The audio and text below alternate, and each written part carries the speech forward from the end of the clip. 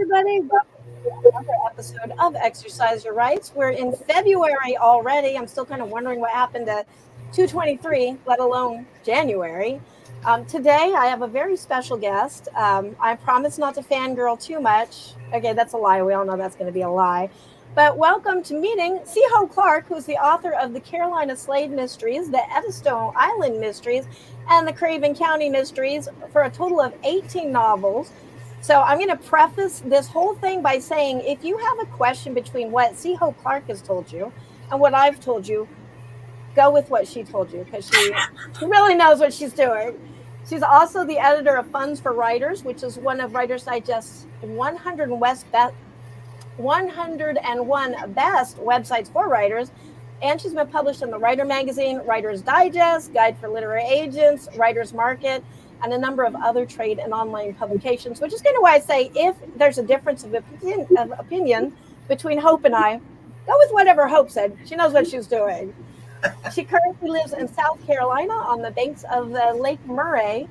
And she, as I said, she does FundsforWriters, which is actually the inspiration for any of you people that love Authortunities. FundsforWriters is one of the reasons why I started, which is also a big reason why I'm maybe a little bit fangirling today. So, I will try to keep it down. We all know that's not going to happen. FundsforWriters, if you're not already familiar with it, you need to be. It's an online resource for writers that shares high quality and paying markets. So there's a focus on markets, competitions, awards, grants, publishers, agents, jobs, and just a ton of motivation and some really helpful articles as well. I was really excited because I got to be one of those columns at one point. You can learn more and subscribe to FundsforWriters at FundsforWriters.com, and periodically through this video, you'll see the address pop up on your screen, and it's all in the description, so there's no excuse. You can go find that, you can subscribe, do yourself a favor. So, and with all of that done, thank you, Hope, for being here. Oh, happy to be here. Happy to be here. I'm glad we kind of just happenstance ran into each other online and made this work. Yeah, well, and speaking of that happenstance meeting, so the anecdote behind why C.Ho Clark is on my show. Okay, enough of that. She, Authortunities, if you read this last issue, it talked about doing the KDP virtual voice beta. I got invited to do that, and I was kind of like, okay, that's totally me. I'm the experimenter, so I have sprayed myself in the face with mace before, and I have drank Epicac syrup to see what would happen. Neither do I advise. I already took that sacrifice for you guys. I can tell you all about it. So when KDP's virtual voice came up, I quickly redid a couple books and tried it. And then yesterday or the day before, I get this email, and it's from C.Ho Clark saying she was disturbed by the whole virtual voice situation, because of like AI taking jobs away from audiobook producers, which I completely agree with.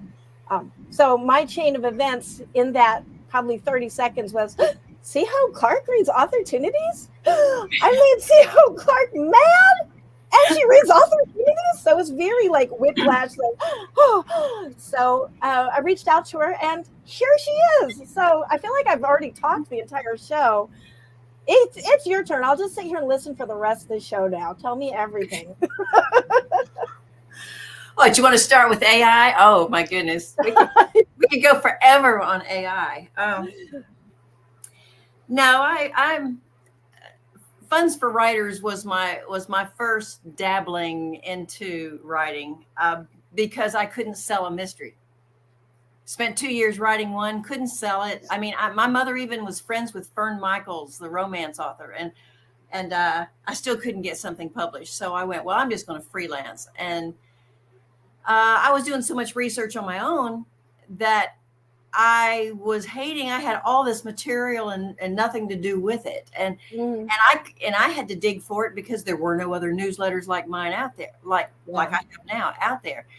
So a friend of mine said, "Why don't you just create a newsletter of your own?" And I went, "Okay." Hadn't thought about going down that path, and when I did, in 2 months I had a couple of hundred people. I mean, it just amazed me that total strangers were interested.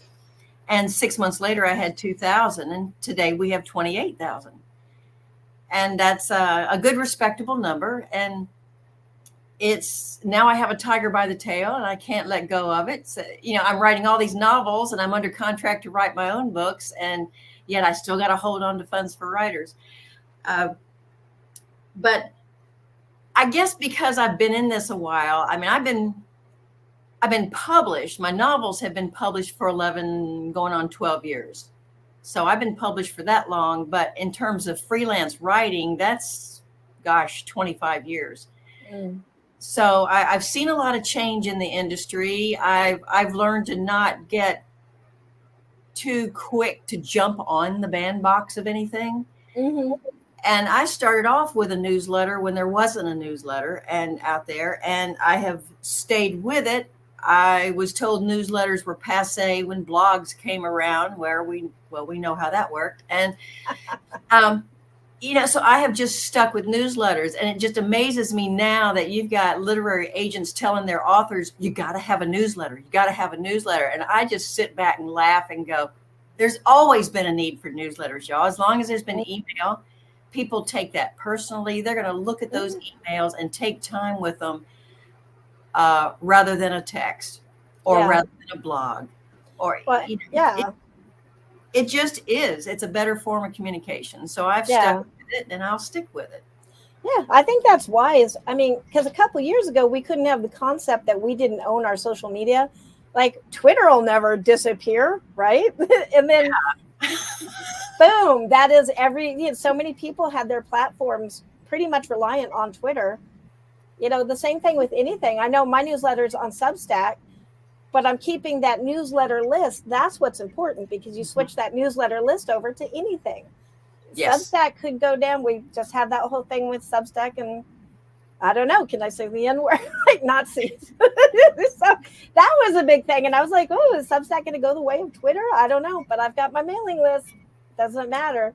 And a lot of people do. And I don't. I'm still doing my aweber.com newsletter service, which has been around a long time.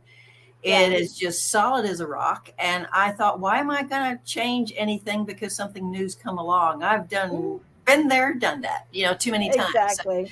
So I'm just sticking it out and I'm waiting to see what happens to Substack. Well, it obviously, what you're doing is working. I think I've been reading Funds for Writers, I want to say about 2 or 3 years now. Mm-hmm. It's taken me a while to actually submit something, I think, which was this last year, but it was kind of like one of those things where I've read it for ages. So that's kind of when I needed to do a newsletter, because all the agents say you got to have a newsletter. Now I'm glad they just thought of this. Yeah, really. It was honestly your newsletter that I was kind of looking at, because I was like, well, I really don't want to have a newsletter of me talking about my process, because there's probably about 1 million of those. I want to give something. I wish people would quit doing that. Yeah. I want to give some, unless you're, say, Neil Gaiman or Anne Rice, most of us all have the same process primarily. Mm-hmm. But I wanted to give something back. So that's even why Authortunities exists. So thank you for sticking with it, for being such a great inspiration. Well, and as a matter of fact, I thought I would do Funds for Writers and freelance write for the rest of my life. It was satisfying. It's a lot better instant gratification than writing a novel, for sure. So I was doing that until I actually picked up a mystery author who was supposed to sign at a local bookstore, and the bookstore owner asked me to pick her up, take her to dinner, and bring her by for her signing. And I did, and it was chatting with that author where it made me stop and rethink, what do you really want to do? Because she pushed me hard and said, what's your dream thing that you want to do as a writer? And I said, well, there was this mystery I tried to publish and couldn't get anywhere with it, and I refused to self-publish it. And she said, you need to pull it back out. How long's it been? I said, 4 years. And she was right. I pulled it out. It sucked because it wasn't ready to be published. I see so much out there that's published too soon. Mm-hmm. And so I kept an outline of it and I trashed it. because you don't want to pick up your bad habits. If it didn't get published because there's a lot of bad in it, then you don't want to use it as a reference to write your new one. So I threw it away and just kept an outline and rewrote it. And I actually did that twice in that book, because being a debut book, I needed to make sure I had a voice. A lot of writers don't write long enough to develop a voice. They just think they need to tell a good story and get the grammar correct. And there's a way more to writing a novel than that. So I went through a couple of critique groups. I can't tell you how many times I rewrote that book, and finally felt it was something worth submitting to. And being afraid of agents, still not a big fan, I started submitting to contests instead. I thought that was going to be less painful. And all you're going to do is either not hear from them or say you didn't win. Yeah. And so I did that until I started winning. And once I won a few of them, I went, okay, let's give the agents a go. And even at that, it took 72 agents before I got one. Oh, wow. So you've got to want to do this, and you've got to want to improve. And I think a lot of writers want to write. They have an idea in mind. They want to sit down and write it. They get done with the first draft and they're like, okay, how can I start publishing? I'll hire somebody to edit it, but how can I start publishing? And they're nowhere near ready to think about publishing. And there's just so much out there. And I think there's an expectation for money. Like, a lot of writers think, even if you're an A-list or New York Times, the money isn't, I think, what most of us conceive of it as. And they don't take into account an advance is pretty much a loan. You have to sell the books out to make that money back for the public. So there's all these things. A lot of people just kind of think, hit publish. Where's my fame? Where's my fortune? Where's the limo? You're probably going to wait a long time, if ever, like probably in your dreams. And it's not about writing. It's not about the talent or anything. It is just the way the industry is. It is. And you gotta stick with it. You cannot stop. If you write a book and stop and wait to see how well it does, you're done. Because everything else is passing you by. You have got to keep writing books. And I'll tell you, most agents today, even if they like what you submitted, the question will come at you, what else have you written? What else are you in the process of writing? When I landed my agent, she asked me that question, and I said, I'm finishing up on a second novel. Well, that's what she wanted to see. They don't want one-hit wonders. They want to know somebody who's going to stick around a while and write a few books and take it seriously, not as a gig, but as a job. Yeah. Well, and I think readers expect the same thing. That's why series do so well. They want to know that there's a relationship between the reader and the writer, and they want to know that you're going to come through and keep supporting them with what they obviously like. It's in their hands. They're reading it. They want more. So it's kind of up to us to give them more. So it is. You got to keep producing. I've got a publisher now that will, I'd like to say, publish just about everything I send them, because we have such a good relationship. They just kicked back a book I sent to them and said, this isn't working. We got to rewrite this. So I am rewriting a novel right now. But you just do it. You just do it. It's the job. Yeah. Yeah. And I think that is an important thing. And I think you really come across with this idea in Funds for Writers, that it is a job, that you have to take this seriously. None of us are such geniuses that our work is going to, it's not like modeling where you might be discovered as you're standing in the streets of New York. Yeah. And even then, I kind of doubt those stories. I feel like those models have been hacking away at this for a while. Writing is a long slog. It's boring. It's very unglamorous. Most of my writer costume is like unwashed pajamas. I'll just say it like that. That's my work uniform, because you get up and you're like, oh, I'm just going to do this one thing real quick before breakfast. And then all of a sudden it's like 3 p.m. Yes. So, well, I want to hear a little bit about your mysteries. You have 3 series. If I'm a brand new writer, if I'm a brand new reader coming to your series, which one would you recommend me? I'd start with the Edisto series because it's the biggest. Okay. There's 10 books in that, and the one I'm rewriting right now is number 11. Oh, geez. You think by number 11 you've got it down pat, right? No. um, so anyway, I tried something new, and they're going, not working. Let's try this again. So I would start with Edisto because it's solid mystery. It's solid traditional mystery. And it's a female protagonist, and she is law enforcement. So it's just what I expect to find in a good solid mystery. Carolina Slade was my first mystery series, based loosely on what I used to do for a living before writing. And I worked for the federal government. I did internal investigations. And my husband actually was a federal criminal investigator. He was a federal agent. And we met on a bribery investigation. Oh, buddy. So Well, I'm glad I didn't offer you a bribe to be on my show then earlier. I give you $50. Oops. not enough to entice me. Yeah, I was just like, man, $50 doesn't really go very far these days. But I'm a writer, so you know what my income is. So, I did Carolina Slade because it was unique investigations, and it was very difficult to sell because New York doesn't get anything but urban. Mm-hmm. They just don't. And so I had trouble selling it. And I finally found an agent out of rural California. And then I found a publishing house in Memphis. So I kept it south. Yeah. And it was after I'd had 36 rejections that I went, okay, let's back up and take another look at this. I need to find people who can talk my language. Mm-hmm. And that's where I went. My agent actually lived on a farm, and my publisher is in Tennessee. And so that was good logic. That worked.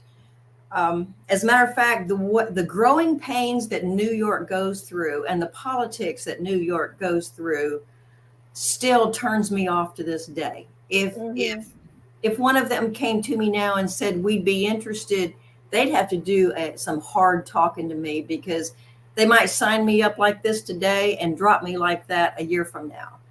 Yeah. And that's the way they function. Mm-hmm. I've got friends who have had series with New York and got dropped, and the series is now dead. Mm-hmm. So no, I'll stick with what I've got. I thoroughly enjoy it. But Slade, I did 3 books into Slade, and the publisher came back and said, we love what you're doing.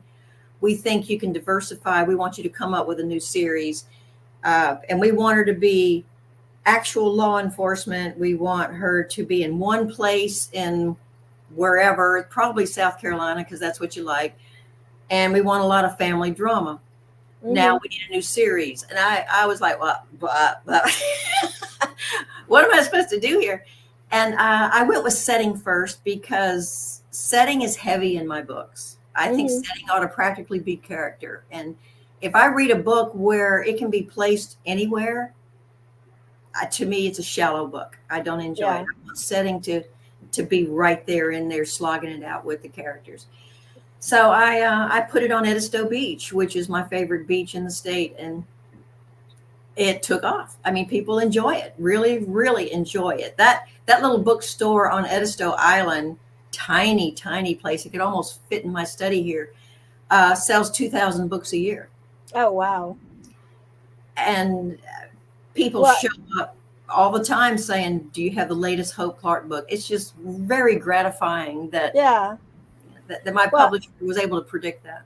And that would honestly be a reason to go to Edisto. Like, the city should give you a key or something, because that's a lot of tourism. I would see going to visit there to buy the book here in that place. Well, you'd be surprised how many people do. That's a catch-22. It's great. It might bring money in. That's not the kind of beach it is. They try to keep reclusive. They do not like being slammed with tourism. And if you go to Edisto Beach, there is no commercialism. You're renting a house. Motels aren't allowed. Franchises are not allowed. there's a lot of limits there. And so a lot of people will come and say, where's this? Where's that? You know, I can't plug in my electric car. I can't, you know, and the natives are quick to say, there are a bunch of other beaches right up the road. You know, they don't accommodate tourism as much as a commercial beach would, and which made it fantastic setting. That, and you got to drive through 20 miles of jungle to get through it. So it's not commercial at all. So it makes it for a great setting. That's awesome. Yeah, and I think it's really wise you chose your readership. Like, there's a readership for every book. I think one of the mistakes that writers do make is everybody should like our books. No, we're going to have a certain type of person, just like not everybody likes everybody. Not everybody likes Taylor Swift, you know, but there's a good, solid people that do. And so find your people, I think, is a very important point that you're bringing up. So that, and the third series was just as I'm looking at my books. That's what I'm doing. I'm looking at them over your head. I love the framed artwork there. That's the first three. I forget how many books I was into this, and I went back to my publisher and said, I want a third series. And they went, we don't need a third series. And I said, wait a minute. I gave you your series. When you need to give me this one. And I said, the point is, Carolina Slade is what I call an amateur sleuth. She does not carry a badge or a gun. She has to rely on Wayne Largo, who is a real federal agent.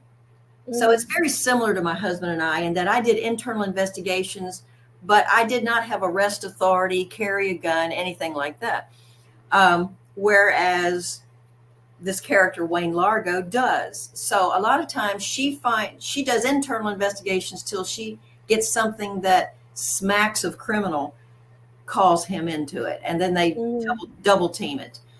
So she's an amateur sleuth, and the Edisto series is a police chief. So there you got actual law enforcement. I said, I need a private investigator for the trifecta, and they didn't like it. Well, we're 3 books into that series, and they love it.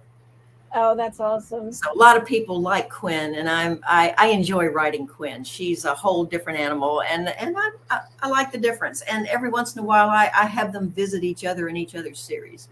Oh, I love that. I love that. So you basically built up a whole world between these 3 series that your characters can interact, and that's awesome. Oh, it's wonderful. It's the biggest stress relief. January has been so stressful for me due to family issues, but I would run back here and just pull up chapter 8 and start writing. You know, it allows you to sink into another world and leave that other one behind you. Yeah. And then some days I'm like, the other world that I can sink into is the world I kind of want to stay in. There's too much stuff happening right now in the news. Yes, I agree with you there. Yeah. Well, and that's kind of the beauty of books in general, like what we as writers, and I think that we ultimately need to keep this in our minds as our responsibility, and whatever genre. I used to like, I will say, be snobby around romance. Like, romance isn't real, you know. I have confessed my ways of actually started working on a romance. But there was one day I was working in the library, and this little elderly woman, probably about 99 years old, came in with her big, giant stack of Harlequin romance type, you know, and she's putting them away. And yes, I am the horrible person. Hopefully I wasn't on my face, but in my mind, I was like, oh, she's wasting so much time reading those romances. And she turns to me with these bright eyes and this beatific smile, and she says, thank goodness for all these romances, because I just don't know what I'd do with the news going on. These make me happy. And I was like, oh, I'm so glad. Inside, I'm going, I am such a jerk. So sorry, I confess. So that is what we're doing, though, is we're providing this escape for people who really need it. And as everything gets crazier and crazier, it's nice to know that we have a place like Edisto Beach that we can go to, even if we can't physically go there. Yes, and I get a lot of feedback where people will go to Edisto and they won't read an Edisto book until they get to Edisto. Oh, awesome. or they will buy, or they can't get to Edisto that year, so they will buy a couple of the books so they can get their dose of Edisto. It's uh, Yeah. those are great letters and notes I get from people about that. So Yeah. I have built a world they keep wanting to come back Hmm. to, which is great. That's fabulous, which is the best thing. For a writer, I think that is what matters to us. We can say like awards and royalties and the whatever other, I don't know what else there is as a benefit to being a writer, except for that being able to give somebody that world, that peace, that joy. So It's awesome. great.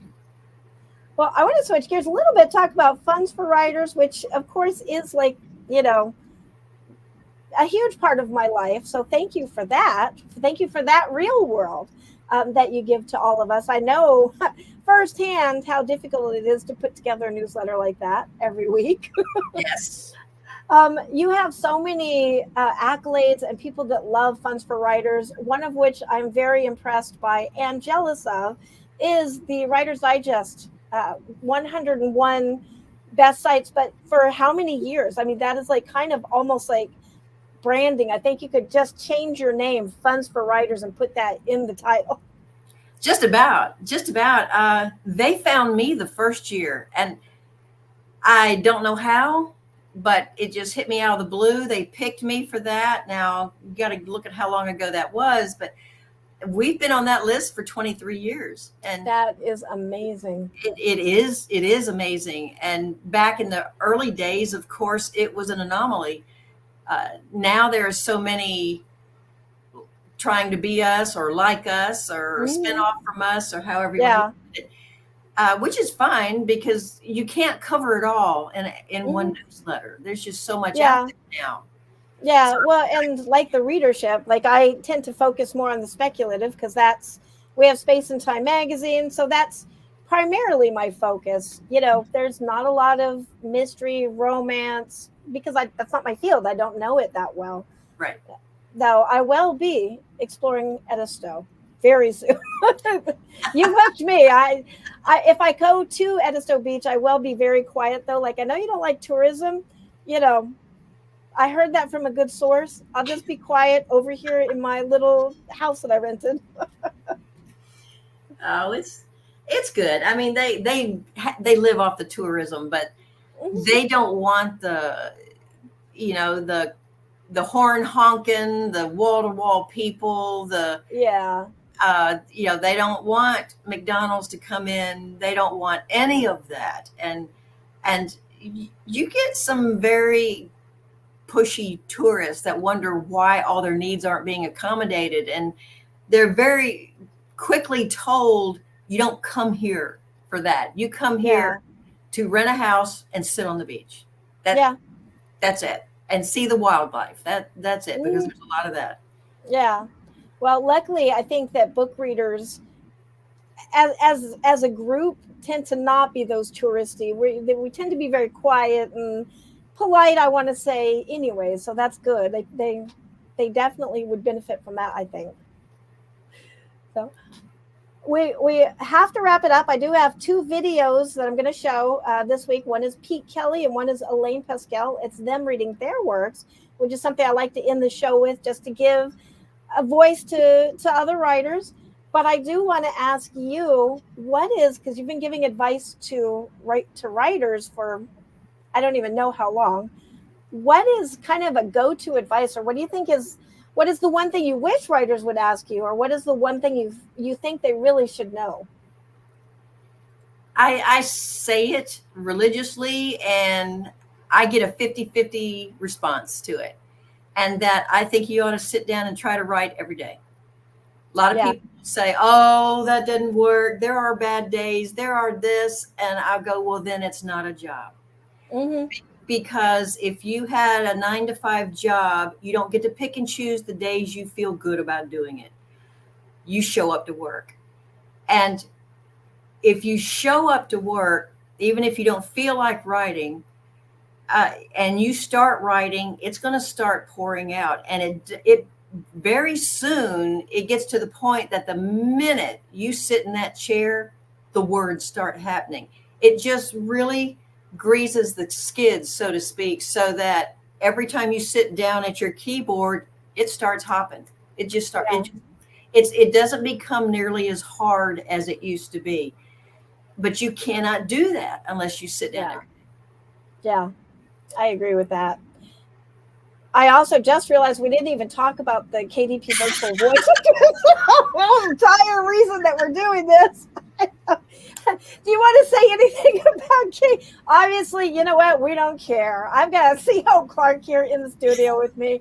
Who cares about Amazon's KDP virtual voice? But do you want to talk about that? I just tell you, not a fan. And don't get me started on AI. But, anything that's going to take money away from a writer, a narrator, or an illustrator, screw them. I mean, I am seriously anti all of that, and nobody on this planet can talk me into it, because it is robbing individuals. But on top of that, it is not organic creativity. Mm-hmm. And I don't want to read a book by anybody but a human being. Yeah, and I have to say, I agree with you. I have a slightly different take, as in I want to understand it, because it's here, so I want to understand what we're dealing with. There was an AI symposium, I want to say about a year ago, and a lot of writers were refusing to go because they don't want to be involved with AI. But Microsoft's lawyers showed up. And that's kind of when I was like, we need to understand this so that we can understand it, so we know what to ask for, because they're not looking out for our rights. We need to understand it so we can look out for our rights. So I am that experimenter. Like I said, if you wonder what mace feels like going in your face, just ask me. I'm happy to share that. It's horrible. It's not good. Ipecac will really put you down for about a half an hour to an hour, incapacitated. So, well, I joined Authors Guild because of it. I mean, I was not a member of Authors Guild until they went full bore after AI. And when I started following them as to how they were doing it and why they were doing it, and I'm like, okay, you sold me. You sold me, because we're thinking parallel, and I want to endorse something that's got a better chance of finding it than me by my little lonesome. So well, and it's good for us to strengthen a network. I think my biggest thing is it's not going to go away by us pretending it's not there. We have to address it. We have to understand what's going on, and we have to put our limitations on it. And I've been playing with that AI. I did do ChatGPT, the Midjourney, and I will say, and virtual voice. The human element is not there. You cannot. For all the people that are saying, I wrote a book with ChatGPT and now I'm rich. Not happening. You must be doing better prompts than me, because I can't even get it to write a decent poem. It's rehashing everything that is already existent. The whole idea of artificial intelligence is a little bit of a misnomer, because it's not actually generating new material. It's regurgitating material, which is why ultimately it's flawed. So, but I do want to understand it.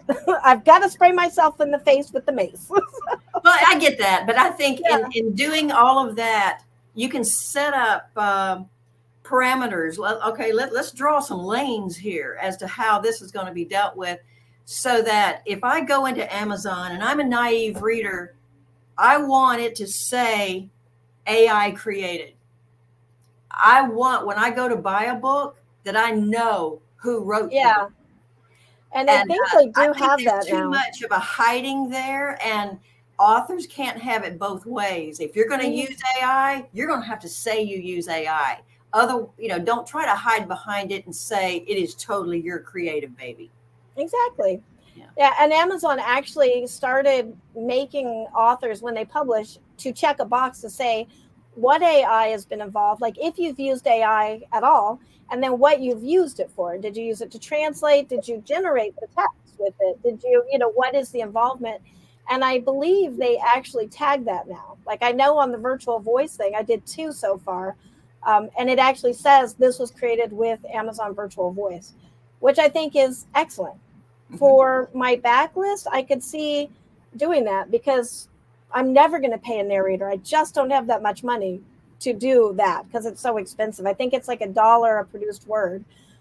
But for the novel I have coming up, which I'm very excited about, I'm not using virtual voice. I'll just say that. I am actually putting my attention and all of the things into that novel to make it a success. So that's kind of where I'm on the fence with it a little bit. Like, if it's my first book and I can't afford it, I mean, there's only 4% of all books. This is what Amazon said, so take it with a grain of salt. I've been reading it. Yeah, only 4% of books have audio. And so that's where I'm like, I feel like we're barred from that. So my real question is kind of, how can we make it more accessible to all of us? I don't think this is the answer necessarily, but what could be the answer? And so hopefully. Why does it have to be accessible to all of us? Well, that's what it's like editors. A very expensive editor, no, you're going to go with a cheaper editor. If you go with one at all. Do you use an agent? Do you not use an agent? Do you go traditional? Do you go self-published? Right. There are so many factors in there. We aren't trying to put everybody on the same playing field. Some authors are better than others. Yeah. And if they get say a traditional deal and that traditional press thinks, oh, wow, we can go somewhere with this author. Yes, they're going to hire the narrator. They're going to have the top shelf editor, and you're going to have the best graphics for the cover. And there's nothing wrong with that. It's for some reason I think the catch-22 is we kind of hate authors who are up there at that level and go, why can't we be like that? Yet here we are quietly in our studies going, I wish that was me. So it's you can't have it both ways. So there has to be aspirations and there has to be things to climb to. I honestly think, why publish quickly and cheaply? Why not do quality and take your time and save up for doing it right? I'm more of that school of thought, because that's what I did. Yeah. I didn't publish right off the bat. My first book took 10 years. Yeah. Well, and obviously you've laid a fantastic foundation because of it. I'm glad I did that. I'm glad I did take that time, but self-publishing makes us think that we need to be instantaneous, and it's kind of sad. It's what puts a lot of weak material out there when it could be a whole lot better. And once you've published weak material, you've weakened your brand. Yeah, and I do. That is like one of my biggest gripes is if you're self-publishing, and I've self-published a lot. It's still a business. You still have to make sure the quality is there. Just hitting publish is easy. It's the editing, and yes, you need editing, and no, you cannot edit yourself. As an editor, I've won awards for editing. I don't edit my own work because if I knew it was a mistake, I wouldn't make it, right? Right. That's kind of the point. Right. The audio, I get professional audio. I'm doing translations through an actual Portuguese translator so I can release it in Brazil at the same time. So there's a lot of things that you do need to put the money into, and that's a professional product. And so I think it's good to stress that publishing is the easy part these days. Yes. Producing a quality book that will last the test of time and that readers will return to and snap up the following books. That's the trick. That's right. And if you shortchange them anywhere along the way, you've lost them, because there's too much good material out there for them to read than for you to publish quickly rather than publish with quality. Yeah. Yeah. I agree. Well, thank you so much for being here. It has been a huge honor and thrill, kind of like that meeting your hero thing of like, C.Ho Clark is, okay. So I just want to say this officially. This is C.Ho Clark right there. You can see her name. She reads Authortunities.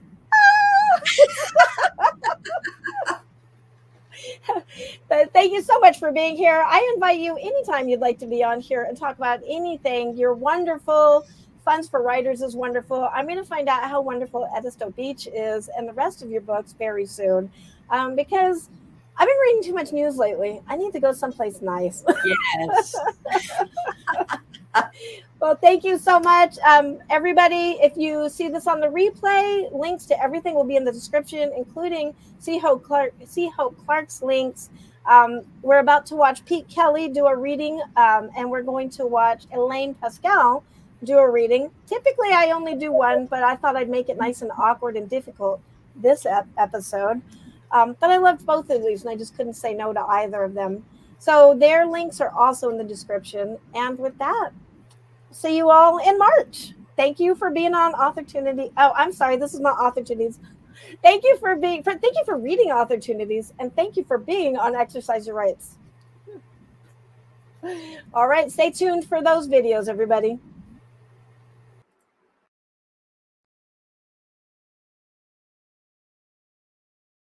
Lord of the Flies.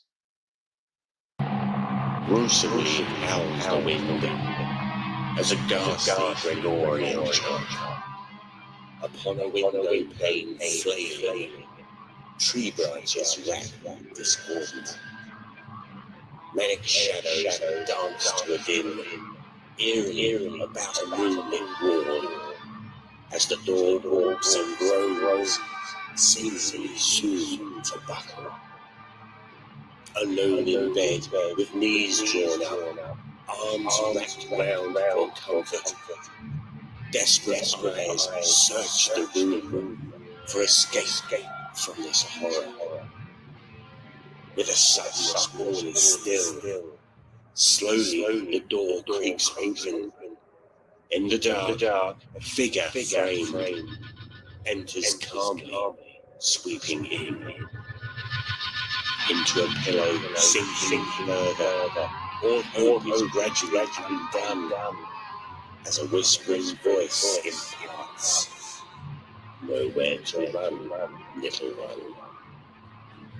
Tips of a forward hand glinting, with a swift and silent strike. Inhaled is her scream of pain.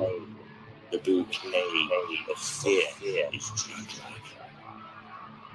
From the doorway, a deep drone, as an intense darkness moves, separating into countless flies, swarming into the bedroom, fearfully wiping them from wounds, though replaced they are instantly. Sobbing with futility, she is finished with all that is world. Now without the wherewithal to repel, new wounds are exposed to feed, disappeared under a seething mass. Her outline shrinks, her inner consumed. Left are the bones to collect, for immortality they defy. Such totems are required when you are Lord of the Flies. Thank you.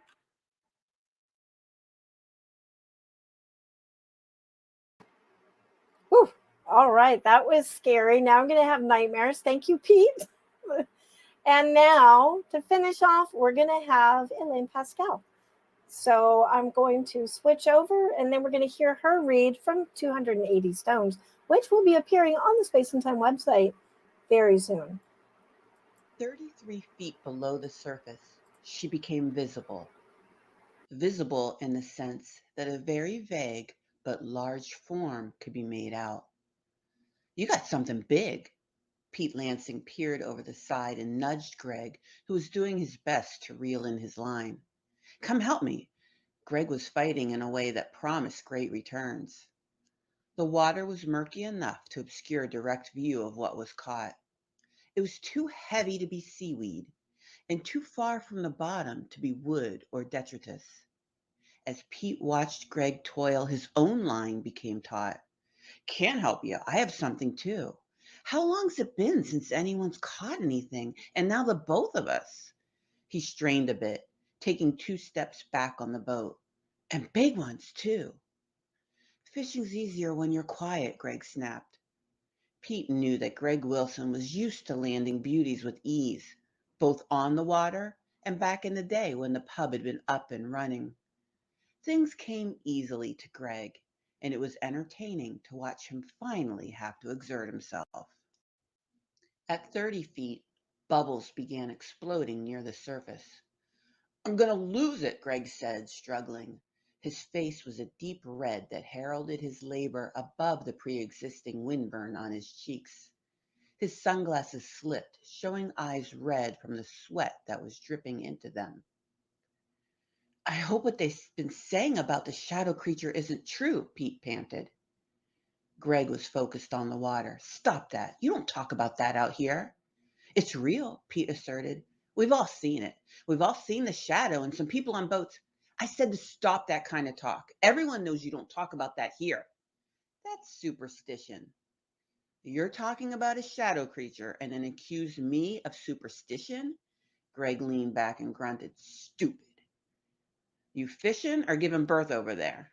I'm not going to lie. Feels like the second one. Pete took a deep breath before asking, cut the line? Predictably, Greg told him, absolutely not. It's probably just junk. We're most likely hooked on something.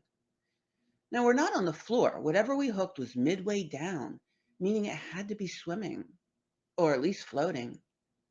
Pete wanted to add, like a shadow creature, but thought the better of it. At 28 feet, the rods of both men were nearly bent in half, threatening to snap beneath the weight on the lines. Do we have the same thing? Pete asked incredulously. Their lines were making intricate arcs, as if something below the surface were choreographing circles with their hooks. Do we manage to grab the same fish? I've never seen anything like it, Greg managed. His fight with the line was exhausting him, more so because the battle came in bits and spurts. At times, it felt like something were trying to escape. At other times, it felt like something was trying to bring the hooks to the surface, toward the boat. A consistent fight would be easier to handle. This sporadic pressure was hell in the arms and back. Are you feeling a weird pulse? Pete leaned toward the rail, trying to get a better view of what might be on his line. You mean like a pulse, like a heartbeat? No, like a rhythm. If I didn't know any better, I'd say the sucker's dancing with us. Shadow creature wouldn't do that. We aren't supposed to mention it, remember? I'm just saying. A shadow creature might. Might what? Greg asked through a clenched jaw. Dance with us like that. Who knows what it does? We only know what washes up. At 20 feet, they could see her more distinctly. Is that? Pete asked. It looks like a person, a woman, a corpse. Help me, man. I'm doing all I can on my end. Pete struggled with the line a bit more before asking, should one of us get on the radio? That leaves the other one alone with that on the line. Either of us could get pulled over and then we'll lose her. Well, the divers can find her if we mark the water, leave a buoy. If that were your wife or daughter, is that what you would want us to do? Pete shook his head. Let's keep going. She's almost up. We'll call when we have her. At 15 feet, they realized the bubbles were coming from her. They seemed to hum as they broke the surface of the water. Are those gas bubbles? Or she can't be alive, right? What if she's a victim of the shadow? There have been women missing too, right? She's got a ton of clothes on. That's what's making her so heavy. Pete's stomach was in his knees, and his knees were shaking as if they were maracas. At 3 feet, Pete leaned over the side and reached out for her wrist with a gloved hand. Even through the gloves, he could feel that she was not cold. In fact, she was hot. Very hot. Greg, this is not right. Pete turned to look at Greg, who was staring at the woman in disbelief. It's not. At 60 feet, Pete and Greg lay stretched on the bottom of the ocean.